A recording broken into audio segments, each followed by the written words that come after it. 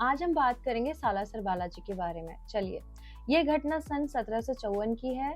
Seeker के रुल्याड़ी ग्राम के निवासी लच्छी राम जी पटौदिया के सबसे छोटे पुत्र मोहनदास बचपन से ही संत प्रवृत्ति के थे। सत्संग और पूजा अर्चना में शुरू से ही उनका मन रमता था। उनके जन्म के समय ही ज्योतिषियों ने भविष्यवाणी की थी कि आगे चलकर यह बालक तेजस्वी संत बनेगा और दुनिया में इसका नाम होगा।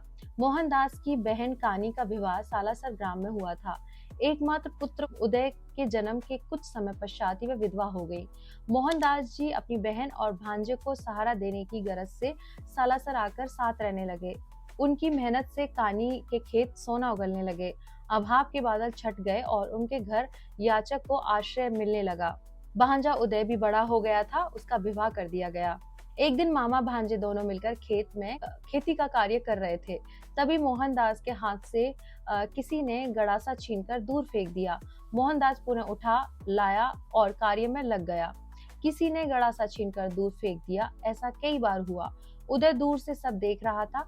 वह निकट आया और मामा को कुछ देर आराम करने की सलाह दी। मोहनदास जी ने कहा कि कोई उनके हाथ से जबरन गड़ासा छीनकर फेंक रहा है। शाम को उदय ने अपनी माँ कानी से बात की चर्चा की। कानी ने सोचा कि भाई का विवाह करवा देते हैं, फिर सब ठीक हो जाएगा। ये बात मोहनदास को ज्ञात हुई तो उन्होंने कहा कि जिस लड़की से मेरे विवाह की बात चलाओगी उसकी मृत्यु हो जाएगी। और वास्तव में ऐसा ही हुआ। जिस कन्या से मोहनदास के विवाह की बात चल रही थी वह अचानक ही मृत्यु को प्राप्त हो गई। इसके बाद कानी ने भाई के विवाह के लिए दबाव नहीं डाला। मोहनदास जी ने ब्रह्मचर्य व्रत धारण किया और भजन कीर्तन में समय व्यतीत करने लगे।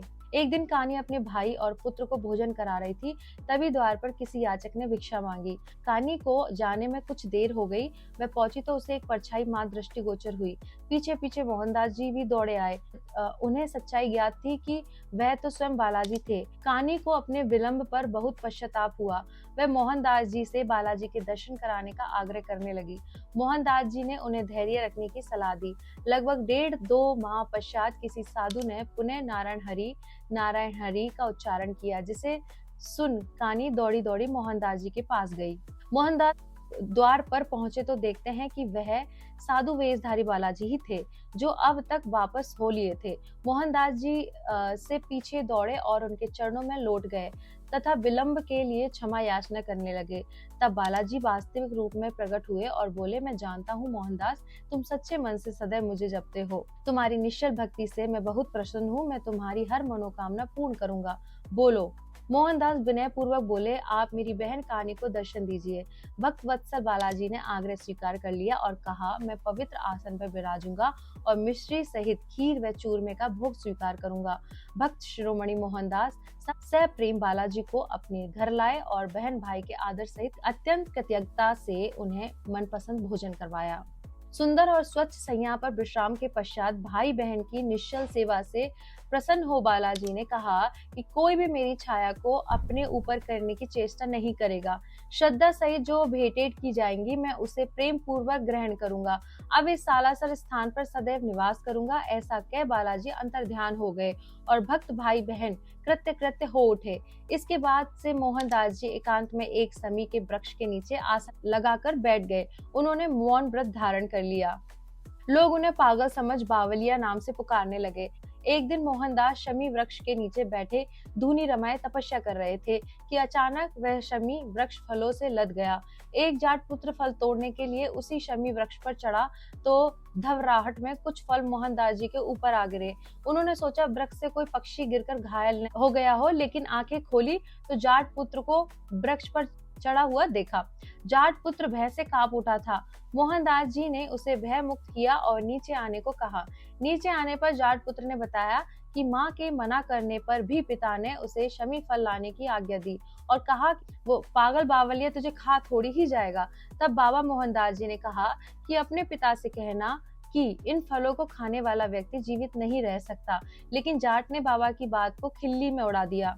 कहते हैं कि फल खाते ही जाट की मृत्यु हो गई। तब से लोगों के मन में बाबा मोहनदास के प्रति भक्ति भाव का बीज अंकुरित हुआ, जो आगे चलकर उन घटनाओं के बाद वृक्ष बनता चला गया। एक बार भांजे उदय ने देखा कि बाबा के शरीर पर पंजों के बड़े बड़े निशान हैं। उसने पूछा तो बाबा टाल गए। बाद में ज्ञात हुआ कि बाबा मोहनदास और बालाजी प्राय मल्ल युद्ध व अन्य तरह की क्रीड़ाएं करते थे और बालाजी का साया सदैव बाबा मोहनदास जी के साथ रहता था। इस तरह की घटनाओं से बाबा मोहनदास की कीर्ति दूर पास के ग्रामों में फैलती चली गई। लोग उनके दर्शन को आने लगे। उन दिनों ग्रामों का शासन ठाकुरों के हाथ में था। सालासर व उसके निकटवर्ती अनेक ग्रामों की देखरेख का जिम्मा सोबासर के ठाकुर धीरज सिंह के पास था। एक दिन उन्हें खबर मिली कि डाकुओं का एक विशाल जत्था लूटपाट के लिए उस ओर बढ़ा चला आ रहा है। उनके पास इतना भी वक्त नहीं था कि बीकानेर से सैन्य सहायता मंगवा सकते।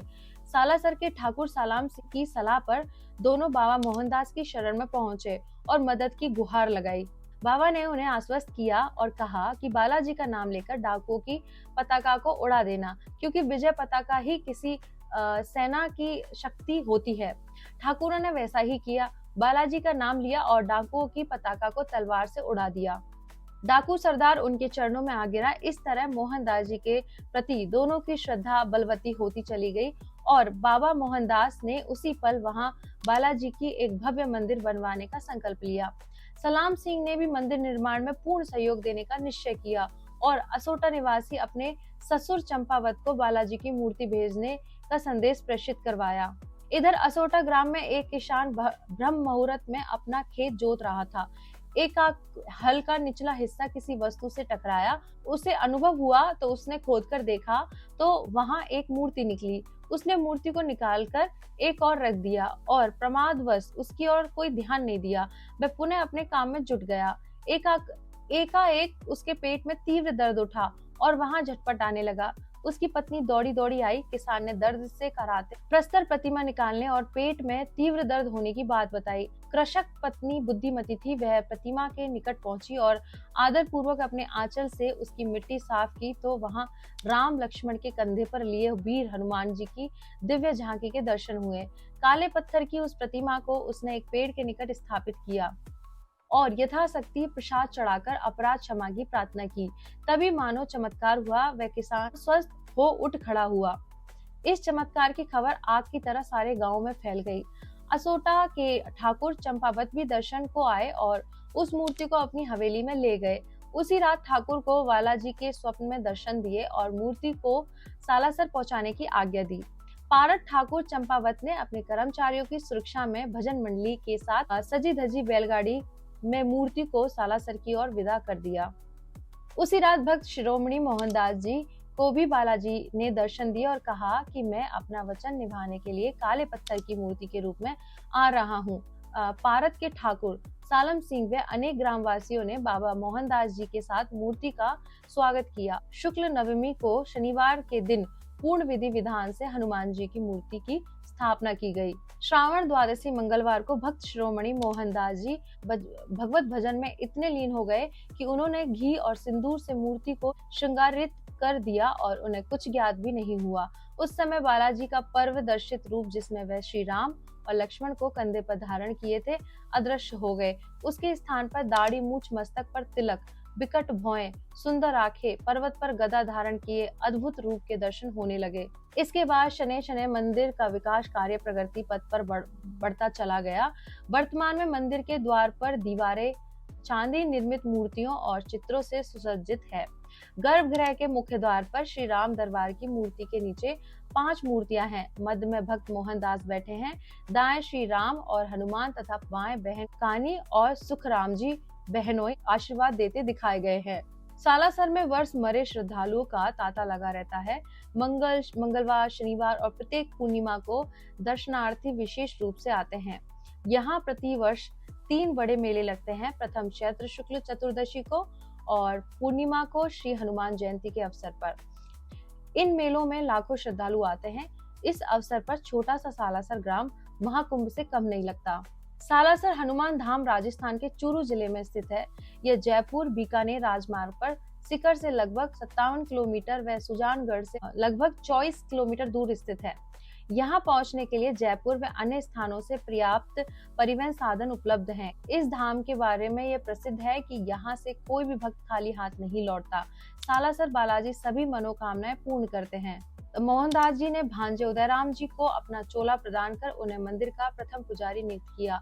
आज भी यह परंपरा कायम है। मोहनदास जी के चोले पर विराजमान होकर ही पूजा अर्चना की जाती है। 1850 की वैशाख शुक्ल त्रयोदशी को ब्रह्म मुहूर्त में बाबा मोहनदास जी समाधिस्थ हो गए और स्वर्गारोही हो गए। उस समय कहते हैं कि जल की फुहार के साथ पुष्प वर्षा होने लगी थी। अनेक लोगों ने बालाजी के प्रत्यक्ष दर्शन किए थे, जो अपने सख्त तुल्य मोहनदास को आशीष दे रहे थे। आज सालासर भक्तों का एक पुनीत तीर्थ है। यहाँ आने वाले भक्तों को जब तक बालाजी के चमत्कार देखने को मिलते हैं, आदि काल में सालासर बालाजी निश्चित ही एक उद्धारक के रूप में दर्शनार्थियों का कष्ट निवारण कर अपने सखा मोहनदास जी को दिए वचन का निर्वाह कर रहे हैं। तो मेरी ये जानकारी आपको अच्छी लगी तो लाइक करें, कमेंट करें, सब्सक्राइब करें और मेरे साथ बोले ओम नमः पार्वती पताये, हर हर महादेव, शिव शंभो।